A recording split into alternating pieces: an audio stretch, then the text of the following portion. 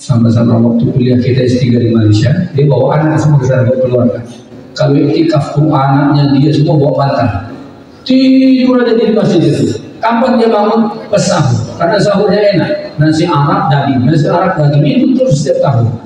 Jadi orang sholat tahajud berjamaah, imamnya syekh dari Mesir, dia tidur aja sama anak-anaknya. Jadi itikaf itu jangan pindah tempat tidur. Kenapa sih Nabi itikaf?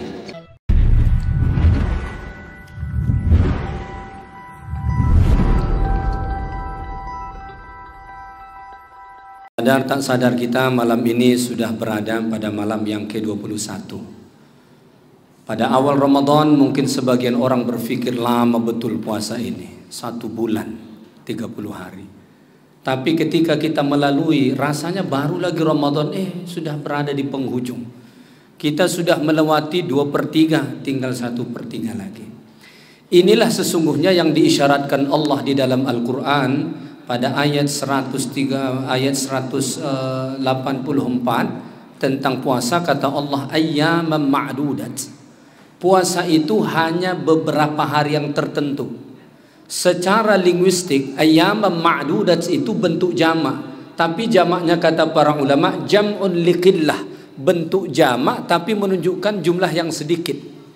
Jadi jamak dalam bahasa Arab itu ada jamak yang menunjukkan jumlah yang sangat banyak, tapi ada jamak yang menunjukkan jumlah yang sedikit. Ayyaman ma'dudat itu bentuk jamak tapi menunjukkan jamak yang sedikit. Maka sebentar saja puasa ini. Nabi SAW ketika memasuki 10 akhir Ramadan, mulai dari malam ini sampai nanti akhir Ramadan, Rasulullah SAW meningkatkan ibadahnya, sehingga disebut dalam hadis Muslim, kana Rasulullah SAW yajtahidu fil ashril awakhir ma la yajtahidu fi ghairih. Ketika masuk 10 akhir Ramadan, Nabi bersungguh-sungguh dalam beribadah yang melebihi kesungguhan Nabi pada waktu lain. Kira-kira ibadah Nabi pada hari-hari biasa sungguh-sungguh atau tidak? Sungguh-sungguh. Hari-hari biasa Nabi saja tidak bisa kita contohi, ya kan? Aisyah itu mengatakan Nabi sholat malam hatta tatafattara qadamah, sampai bengkak kaki Nabi. Kapan itu? Di luar Ramadan, di luar 10 akhir Ramadan. Ini kata Nabi SAW dalam hadis riwayat Imam Muslim, pada penghujung 10 akhir Ramadan ini Nabi lebih bersungguh-sungguh lagi melebihi kesungguhan ibadah Nabi pada waktu yang lain. Maka kalau orang bertanya, apa sih ibadah yang dilakukan pada penghujung Ramadan ini? Seluruh ibadah yang sudah kita lakukan sejak awal, lakukan, tapi tingkatkan. Ini ada sedikit kekurangan kita ini. Saya kasih contoh, tadarus. Biasa di penghujung Ramadan masih tadarus apa enggak? Sampai akhir. Kalau sampai akhir mantap. Kadang-kadang kita khatam di 23, 27. Habis itu udah cuti. Mestinya itu berlanjut sampai Ramadannya berakhir. Begitu. Salah satu contoh. Contoh kedua misalnya, masjid kita kalau sudah di penghujung itu biasanya makin renggang ketimbang di awal-awal. Padahal mestinya itu makin rame. Ini diamalkan di Makkah dan Madinah, terutama di Makkah. Kalau kita umrah akhir Ramadan begini, orang tawaf itu sudah seperti tawaf saat haji, saking ramenya orang. Karena umrah pada bulan suci Ramadan itu sangat tinggi pahalanya. Kata Nabi dalam hadis, umrah pada bulan Ramadan ta'dilu hajjah, pahalanya sama dengan pahala haji. Bahkan dalam satu riwayat Nabi mengatakan, umrah pada bulan Ramadan pahalanya sama seperti haji denganku. Kita tidak mungkin haji dibimbing Nabi langsung, tapi dengan umrah pada bulan Ramadan pahalanya itu seolah-olah kita haji langsung dibimbing Nabi. Cuma hadis ini diketahui oleh orang travel. Makanya paket umroh Ramadan itu mahal ketimbang di luar Ramadan. Kenapa? Tahu mereka hadis itu. Padahal kita makan jarang loh. Kalau kita umroh Ramadan tuh paling sekali makan di hotel. Kenapa? Pulang ke hotel habis sholat tarawih itu kan sudah sekitar jam 12 malam. Makan nasi, karena di masjid tak makan nasi. Tidur jam 3 udah bangun lagi. Makan jam 12, jam 3 tak selera makan. Paling kita makan buah, minum sudah. Tapi pakai yang mahal. Kenapa? Pahalanya mahal. Jadi yang harus kita lakukan pertama pada penghujung Ramadan ini apa? Tingkatkan seluruh amal-amal ibadah yang sudah kita lakukan. Kalau setiap malam biasanya infak kita 2.000, tingkatkan. 10 akhir Ramadan ini naik jadi 5.000 atau 10.000 atau 50.000 per malam atau 100.000. Kalau 100.000 per malam berarti di 10 akhir Ramadan ini alokasikan 1 juta. Tiap malam 100. Ya. Saking sungguh-sungguhnya Nabi pada penghujung Ramadan ini, sampai Aisyah itu mengatakan dalam hadis riwayat Muslim juga, karena Rasulullah idza dakhala al-ashr al-awakhir, Rasulullah kalau sudah memasuki 10 akhir Ramadan, ahyal laila, Nabi menghidupkan malam-malam. Hampir tak tidur lagi Nabi sallallahu alaihi wasallam. Ya, saking berharganya malam-malam Ramadan 10 akhir. Wa aiqadha ahlahu, dan Nabi membangunkan seluruh keluarga Nabi. Ini menunjukkan saking pentingnya. Wajadda wa shadda mizarahu, Nabi bersungguh-sungguh bahkan sampai mengencangkan tali pinggang. Maksudnya shadda mizarahu di sini kinayah, itu bentuk kinayah bahwa Nabi tidak berhubungan suami istri pada 10 akhir Ramadan. Walaupun boleh. Jadi dulu ketika pertama kali diperintahkan puasa Ramadan, di siang hari kan tidak boleh jima. Sahabat itu sampai mikir bahwa sepanjang Ramadan tidak boleh jima. Maka turunlah ayat 187. 147 ya. 137 Al-Baqarah. Kata Allah, uhilla lakum lailatas siyamir rafathu ila nisaikum kunna libasun lakum wa antum libasun lahum. Dihalalkan bagi kamu berhubungan dengan istrimu pada malam-malam Ramadan. Allah turunkan ayat itu untuk menampik sangkaan para sahabat, karena dulu sahabat berpikir bahwa pada malam Ramadan itu tak boleh jima. Maka Allah turunkan ayat malam boleh. Nabi kalau sudah 10 akhir Ramadan syadda mizarah, berhubungan suami istri pun Nabi tidak. Bukan karena haram, bukan karena dilarang, tapi saking fokusnya Nabi ibadah saja. Ya, baik. Kemudian yang kedua, apa yang paling dianjurkan bagi kita pada 10 akhir Ramadan ini, seperti yang sudah dijelaskan Pak Marjan tadi, adalah i'tikaf. Kenapa sih orang membuat program i'tikaf, terutama 10 akhir Ramadan? Karena itulah yang diberi Nabi contoh. Disebut dalam hadis, anna Nabi sallallahu alaihi wasallam kana ya'takifu fil 'ashr awakhir min Ramadan. Nabi kalau sudah masuk 10 akhir Ramadan i'tikaf penuh di masjid. Ya. Hatta tawaffahu Allah, sampailah Allah wafatkan Nabi.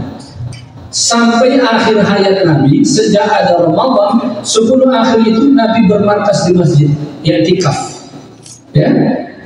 Summa i'takafa azwajuhu min ba'di, kemudian setelah Nabi tiada, tradisi ibadah ini dilanjutkan oleh istri-istri Nabi. Ini dalil perempuan boleh i'tikaf. Ya, ibu-ibu boleh ada i'tikaf di masjid, boleh. Cuma tetap kita jaga adab-adabnya, jaga peraturannya. Dulu ada teman saya, sama-sama waktu kuliah kita S3 di Malaysia, dia bawa anak semua ke sana, bawa keluarga. Kalau i'tikaf tuh anaknya dia semua bawa bantal, tidur aja di masjid itu. Kapan dia bangun? Pas sahur, karena sahurnya enak, nasi Arab daging itu terus setiap tahun. Jadi orang sholat tahajud berjamaah, imamnya syekh dari Mesir, dia tidur aja sama anak-anaknya. Jadi i'tikaf itu jangan pindah tempat tidur. Kenapa sih Nabi i'tikaf? I'tikaf itu kan artinya menetap di masjid. Kenapa Nabi harus i'tikaf? Tujuannya itu bukan cuma berada di masjid, tujuannya supaya fokus Ini nasihat saya, kalau iktikaf, kalau bisa nggak usah bawa handphone. Ya, kacau juga. Ada yang iktikaf sambil mau TikTok dan begini, itu bukan iktikaf namanya. Ya, iktikaf si iktikaf menetap di masjid, tapi kerjanya bermedsos. Ya, ini nasihat untuk kita semua. Ya, jadi kalau kenapa iktikaf itu Nabi lakukan, hikmahnya apa? Supaya lebih fokus. Karena kalau di rumah ibadah kita bisa, cuma fokusnya tidak sefokus di masjid. Ya kan? Di rumah mungkin ada yang punya anak, ada yang punya cucu, ada TV, ada macam-macam pekerjaan rumah. Akhirnya tidak fokus. Di masjid fokus. Maka segala yang mengganggu kefokusan kita itu saat iktikaf kalau bisa tinggalkan dulu. Boleh kita bawa handphone, tidak apa-apa. Yang penting-penting itu kita tengoklah. Tapi yang melalaikan kita dari ibadah jangan. Jangan sampai cuma jasad kita berada di masjid, tapi fokus kita tetap tidak dapat. Gara-gara apa? Sibuk kita bermedsos ria dengan handphone kita. Maka tujuan lama dari iktikaf itu kita tidak peroleh. Yang terakhir, kenapa Nabi begitu bersungguh-sungguh pada penghujung Ramadan ini? Karena pada penghujung Ramadan ini ada yang disebut dengan Lailatul Qadar. Apa maksud Lailatul Qadar itu? Lailah artinya malam. Al-Qadar itu artinya apa? Artinya 3. Lailatul Qadar itu artinya 3. Yang pertama, Al-Qadar di situ artinya malam yang mempunyai keagungan. Maka saking agungnya malam itu kata Allah, khairun min alfi syahr. Khairun min alfi syahr ini biasa kita pahami secara harfiah. Bagaimana cara kita memahaminya biasanya? Lebih baik dari 1000 bulan, atau kita mengatakan menyamai 1000 bulan. Tapi kata para ulama kita ketika membahas tafsir, kata alf itu, kalau sekarang kata alf itu diterjemah 1000, alf itu 1000. Tapi dulu kata alf itu tidak menunggu makna jumlah 1000 dengan hitungan kita sekarang. Ya, tidak menunggu makna 1000. Dulu orang Arab, jumlah tertinggi dalam hitungan mereka itu kata alf. Kalau kita sekarang kan ada miliar, ada triliun, apalagi atas triliun. Entah apalah namanya. Ada lagi atas. Dulu orang Arab, angka tertinggi dalam ucapan mereka menunjukkan jumlah yang sangat banyak itu menyebut alf. Maka ada sebagian ulama mengatakan makna khairun min alfi syahr itu tidak terbatas maknanya 1000 bulan. Karena kata alf dalam Quran, penggunaan bahasa orang Arab zaman dulu itu menunjukkan jumlah yang sangat banyak. Maka menyebut 1.000.000 pun zaman dulu belum ada istilah billion. Mereka tetap sebut alf. Maka itu satu malam yang sangat bernilai tinggi, maka disebut Lailatul Qadar. Itu makna pertama. Yang kedua, Lailatul Qadar itu berarti malam ditetapkan takdir. Fihi yufraqu kullu amrin hakim. Jadi takdir kita itu ada ditetapkan sebelum kita lahir, bahkan sebelum dicipta dunia. Ada ditetapkan saat berusia 120 hari dalam kandungan. Ada juga takdir yang ditetapkan kepada kita tahunan. Kapan itu ditetapkan Allah? Lailatul Qadar. Maka kita dianjurkan bersungguh-sungguh menghidupkan malam itu. Mudah-mudahan karena malam itu kita beribadah kepada Allah, maka takdir kita next tahun berikutnya ditetapkan Allah, takdir-takdir yang lain. Yang ketiga, makna Lailatul Qadar itu artinya malam yang sempit. Al-Qadar itu artinya al-ghaib. Dalam Quran ada makna Al-Qadar itu al-ghaib, ya. Misalnya Allah Ta'ala sebut wa man qudira alaihi rizquh, siapa yang disempitkan rezeki. Kenapa disebut malam yang sempit? Kata para ulama, karena malam itu bumi ini dipenuhi oleh para malaikat sampai sesak malaikat di atas muka bumi saat itu. Maka kata Allah, tanazzalul malaikatu waruh, malam itu turun malaikat yang sangat banyak, bahkan ar-ruh. Ar-ruh itu siapa maksudnya? Bukan ruh orang yang sudah mati, ya. Dulu kalau di kampung kita berpikir orang mati, maka ada tradisi di kampung dulu sekali. Kalau malam 27 Ramadan kita nyalain lilin di depan pintu. Orang-orang tua kita bilang, itu nenek kamu datang, keluarga kita yang sudah meninggal itu datang. Maksud arwah di situ siapa? Jibril. Jibril itu pemimpin malaikat.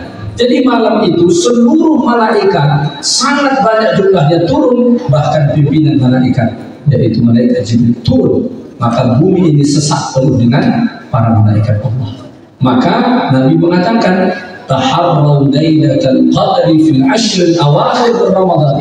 Carilah malam al-qadar itu pada 10 akhir Ramadan. Bahkan Nabi ada menunjukkan secara spesifik lagi dalam hadis yang lain, yaitu pada malam-malam ganjil.